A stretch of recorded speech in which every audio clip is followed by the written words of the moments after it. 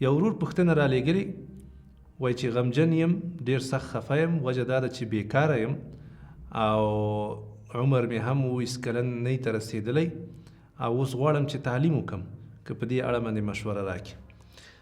نو مشوره خو دا ده قدرمن ورور چې تاسو له تعلیم نه که تاسو کاروبار ته توجه وکړئ نو دا به ښه.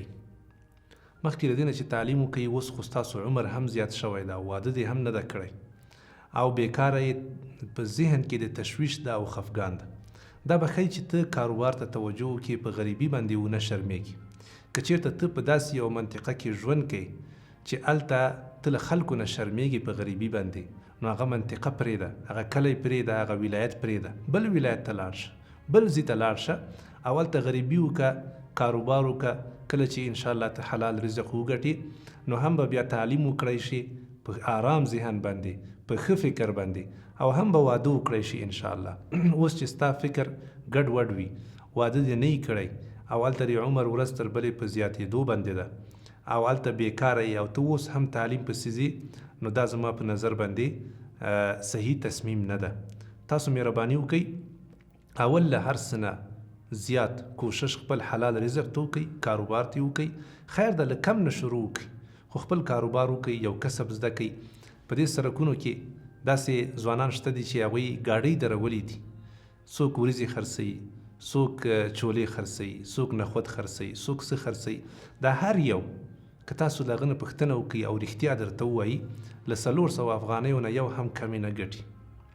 500 600 ان تر 1000 افغانیو پورې دوی د ورځې ګټه کړي، ښه په آرامه سره، نه له حکومتونو نه خبر دي، نه له جنجالونو خبر دي، نه د چا د تسلط او د واک او د فرمایش لاندې دي، خود مختاره دي، آزاد دي، هم خپل کورنۍ سره تعلق ساتلی شي، هم خپلوي کولی شي، هم غم او ښادۍ کې شرکت کولی شي. دا هر څه د دوی په ښه توګه باندې مخکې بیایي. نو ته هم انشاءالله که ته غریبي ته کار ووایې، یو څه کاروبار شروع کړي، نو انشاءالله یو وخت کې به په پښو باندې ودرېدلی او دا هر څه کارونه به انشاءالله ته بیا وکړی شي. تعلیم خو ته وروسته هم کولی شي، صحیح ده. مهم دا ده چې ته فی الحال ذهني ډول سره آرامه شي او ته په هغه وخت کې آرامه کېدلی شي کله چې ته حلال رزق وګټې، چاته به محتاج نه او په کار باندې به انشاءالله واده به هم وکړي او ژوند به دې برابر شي. دغه انشاءالله زما تاسو ته مشوره ده.